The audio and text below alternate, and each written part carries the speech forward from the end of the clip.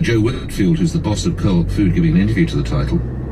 Shocking findings. Supermarket workers are confronting a surge of violence as customers vent their fury over a new crackdown on face coverings. Demands for staff to enforce mask wearing and social distancing rules have created a major flashpoint for abuse, threats and violence, says Joe Whitfield, the boss. She goes on that supermarkets should not be expected to make customers cover up. It is really the responsibility of the police. She speaks of a 140% at the co-ops, with more than past year, my apologies, with more than 200,000 cases involving those that are violent, non-violent or shoplifting. Now, shoplifting is not right. It is a crime, but it's not quite the same, I would argue, as going after staff and being violent to a member of staff. This is, of course, has to be taken into context the incredible job there the Co-op and Sainsbury's and Tesco and Asda and Waitrose and all of them have done, and the corner stores have done, in keeping us fed and watered. But let's come back to it and try and put some stories then. What's actually happening in the aisles. Paul Gerard is Director of the Co-op for Campaigns and Public Affairs. Okay, so can you spell out there, Mr. Gerard, what sort of things are your colleagues being confronted with? Good morning. Morning, Nick. The first thing I would say, by the way, is that violence and abuse towards shop workers was on an exponential rise before COVID. Oh, was COVID simply made, yeah, absolutely. We've seen a 450% rise in 4 years. And at the start of 2020, the BRC, the Street Attack Consortium, estimated 400 shop workers were attacked every day. What does it look like? The point here is, Nick, is that these attacks now, the attacks were being weaponised. A quarter of all attacks involve a knife, a syringe, a medieval mace. And what's happened during COVID is that the virus has been weaponised. My colleagues are spat at, told that they'll get the virus. They are abused. They are threatened. They are assaulted. And as you said before, they've kept us fed and watered throughout COVID. They deserve our thanks. They don't deserve attacks and abuse. And what are the flashpoints? Is this because they're saying could you wear a mask, or typically what kicks it all off, Paul? So there's some research done by the Union last summer. It said the top 5 reasons for assault and abuse in shops were the enforcement of social distancing rules. So it's a queue. I read in one of our reports this week, a colleague who was enforcing a queue to make sure there's only a certain number of people inside the store was attacked for enforcing the queue. It's wearing face masks, it's social distancing in stores, one-way systems. Those are the top 5 reasons for shop workers being attacked and abused right now. Okay, now that we know how bad it is, and I note actually in the article 1 in 10 shop staff say they've been assaulted, more than half have been threatened, and 90% have been verbally abused. That's across all stores, not just the Co-op. Who needs to be listening to this? The police, the government, local authorities? Who needs to take this message on board? I think the first people that need to take this message on board is all of us. We all need to work with ourselves. And when we're frustrated, and we understand that, when we're frustrated, please don't take it on the people who are there to help you. First point. Second point, I would say government needs to listen. Every day in Scotland, for shop workers who. So that means that shop worker in a Co-op store is less protected than a Co-op store colleague in Manchester or London. The government or its MP, that will give it I've earned over the last 12 months. All right, well, let's get him on the show tomorrow. I'll make a note of that name. We'll get some support. Paul Gerard, thank you. I'm a store manager for. What have you witnessed and experienced? Yeah, sadly, I think every colleague in my stores experienced some form of verbal abuse, and it is sadly getting worse, as obviously has been reported today. Have you suffered any physical abuse? I have done in the past, working in this store, yes. What are the how can someone get so angry about their supermarket shopping? I mean, for me, the physical abuse was from a shoplifter, but the verbal abuse that we're getting now is from customers. They have noticeably seen a difference on this lockdown to the first lockdown. People have got a lot less patience. I do understand that. We are all in the same situation, but they should not be taking it out on us. How much protection does your union provide?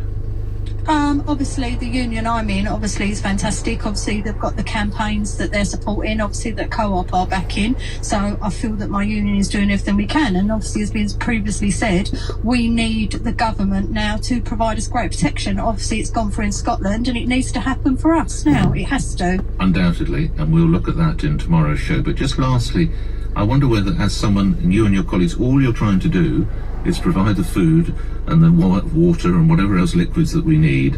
What would you say to some of the customers, Claire?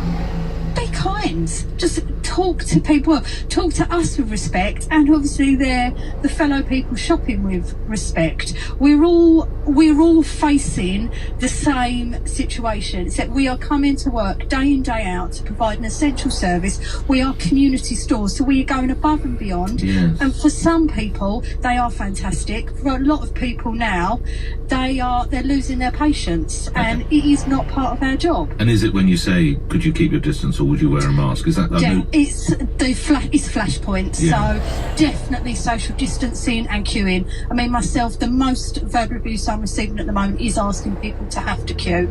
It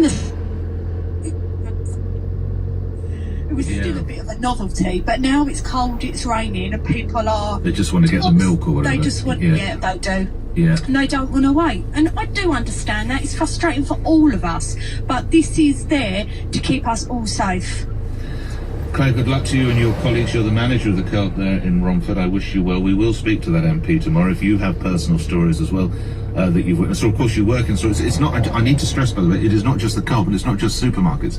There are, of course, the corner stores and others.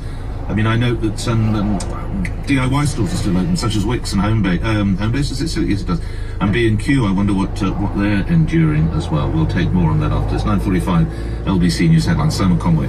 Emergency service teams have been working to protect the Wrexham factory producing the Oxford AstraZeneca COVID vaccine from flooding.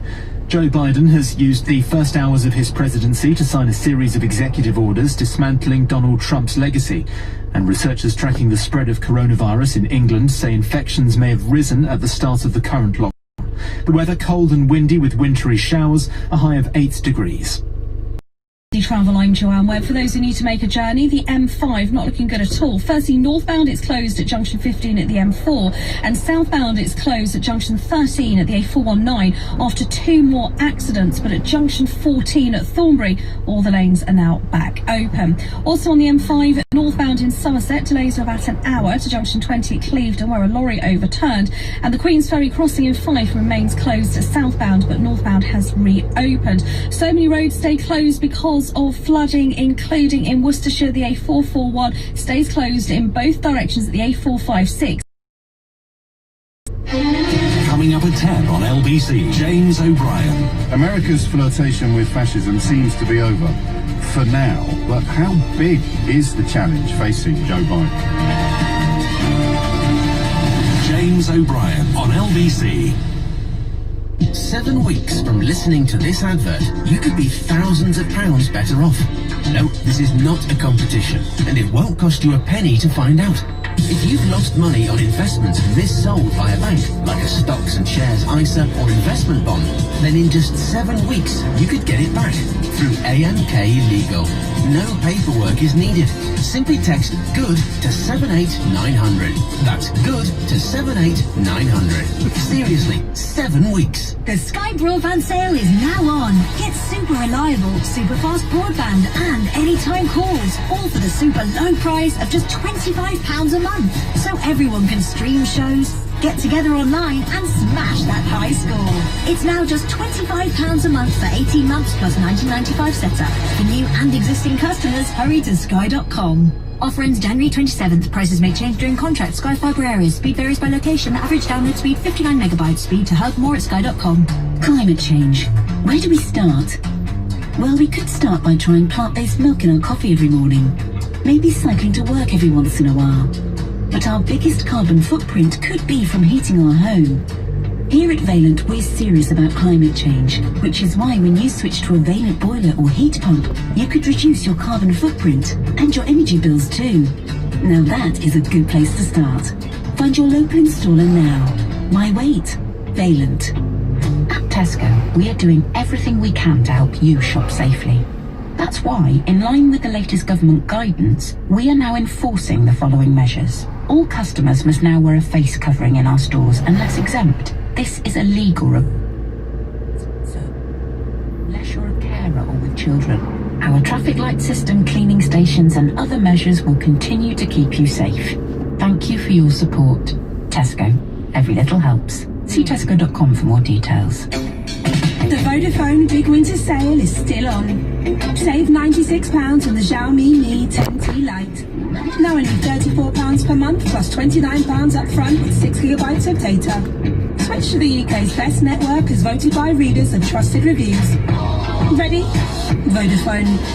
CPI plus 3.9% increase each April, ends 28th of January. Minimum term agreement, credit check and terms apply. Saving info and award verification at vodafone.co.uk. I need to feel the power. Yeah, I only use it for emails. I need a laptop with oomph.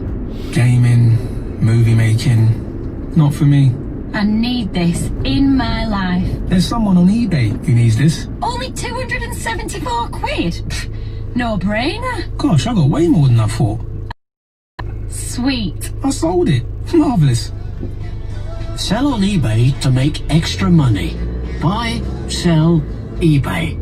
Nick Ferrari Breakfast on LBC. Call 0345 6060 973. Let's go to the supermarkets, text, tweets and emails. Richard in Ayrshire. Some staff in some stores aren't helping themselves. Some are on a power trip barking orders as to where we can stand. I'm sure you're right, but spare us all. Yeah, right, okay. Will there be staff? Yes, there probably will. Does that mean you get abusive to them? No, just go shop someplace else and just think, okay, I had an unfortunate experience in Clive's supermarket, so I'll go to somebody else's supermarket or whatever it might be, I would argue. Nikki, staff in my local club are constantly abused. I've been witness to several incidents. The staff are now wearing body cams. My God. That is a new low, isn't it? I understand it with coppers. I know now that traffic wardens had body. I don't know whether it's universal, but the borough in which I was in, had their guys and women. Well, certainly that was a bloke. He had one. I don't know. So now we've got shop staff wearing them. Man alive. Emma's in Hendon. What have you seen, Emma? Good morning. I can understand why people have to wear them because I had a horrendous time in my local supermarket where woman of about 55, 60 literally attacked me for near on an hour in my store when I Oh, you have a supermarket, do you? You run a supermarket, do you? No. I'm a customer. Oh, I see, a regular. Do you mind me taking you through? Sorry, do you mind taking me through the circumstances? Obviously, you know, if there's any foul language, we can't hear that. But what happened? I'm not going to mention foul language, but there was copious amounts of it. But basically, it was the 28th of Jan, so it was just before New Year's Eve. So the queues around the 28th of building. December, I think. Yeah. Sorry. That's right. Sorry. Yeah. That's right. Yeah. The queues were around the whole building, and I queued for about 50 minutes. So, you know, everyone was a little bit fed up. Yeah. By the time I got in, put a mask on, and I started shopping, and then from nowhere I hear this woman just, like, really abusive at the door, chatting to the inverted commas security guard. He wasn't, but he said he was. And she basically said to him, F off, I can do what the hell I want. I'm coming in and I don't have to wear a mask. Right. He said, no, you do, madam, and she told him to F off again.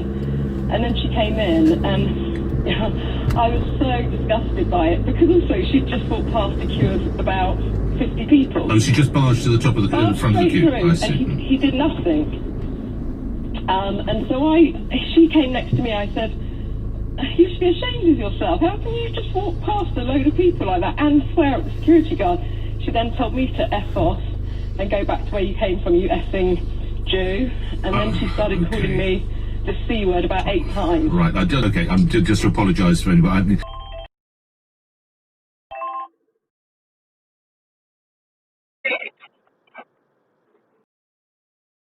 The 10.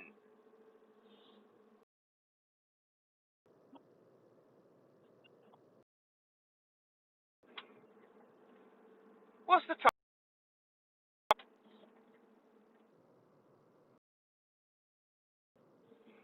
Well, that's very odd. I mean, his breakfast trade is very, very good.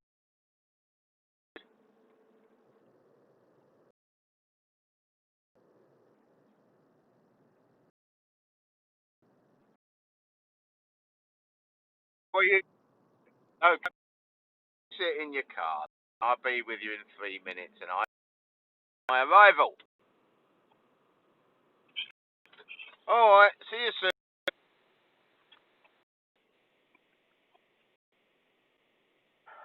Well, it's just to go to the bill. Right, I'll see you at the bit then. Alright, I'm just getting my cigarettes. I'll catch you in a minute. Alright, mate, see you in a minute.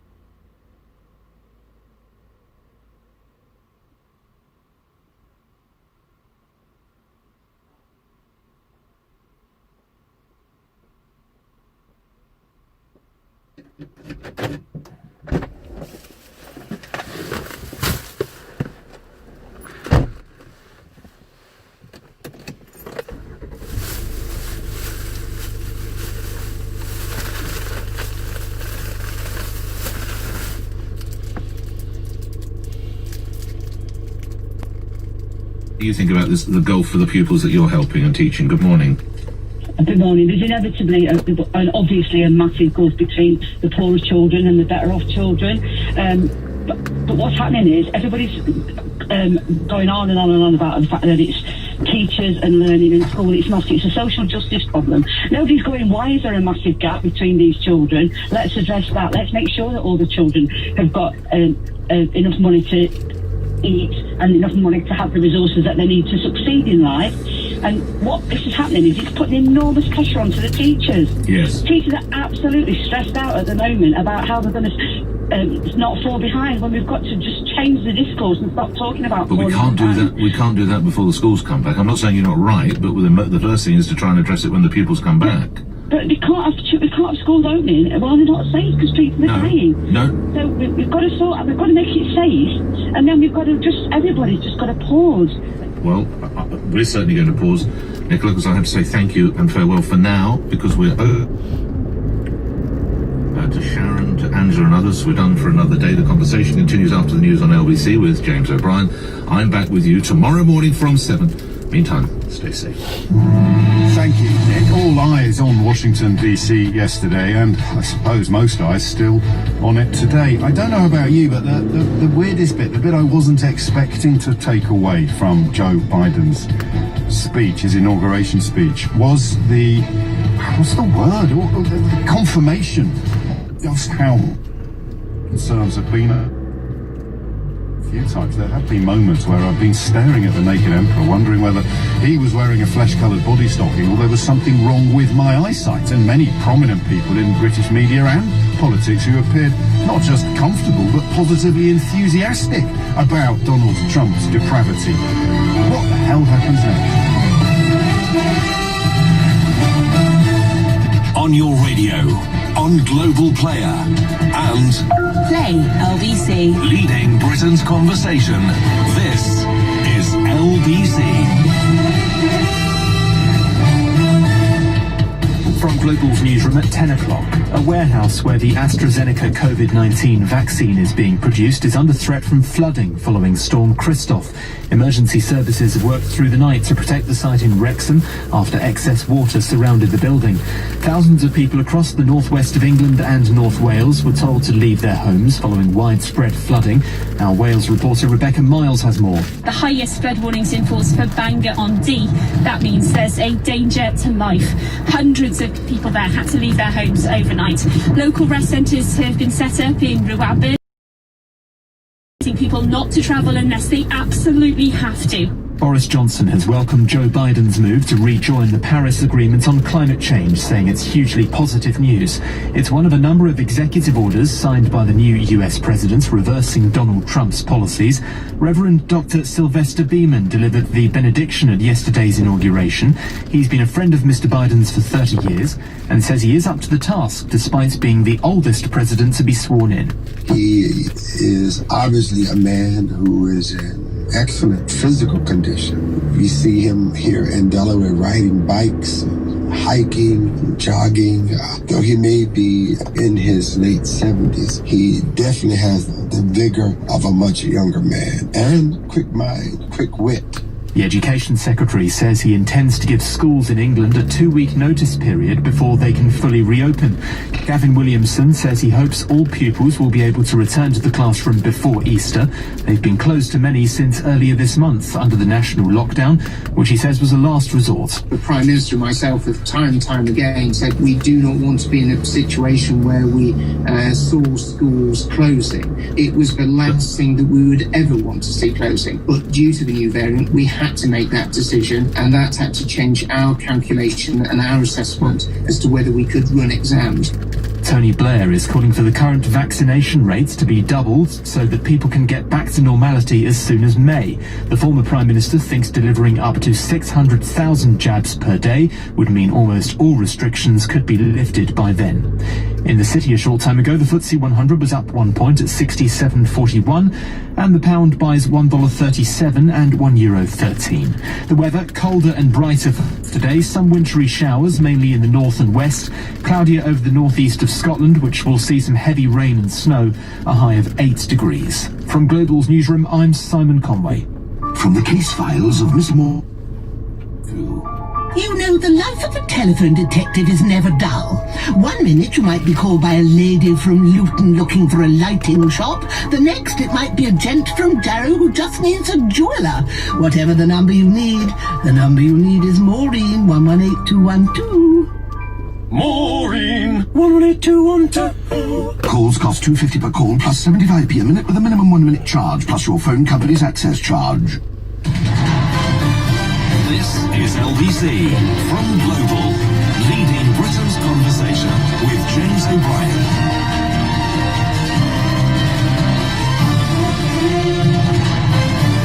3 minutes after 10 is the time, and it turns out that drinking fascist tea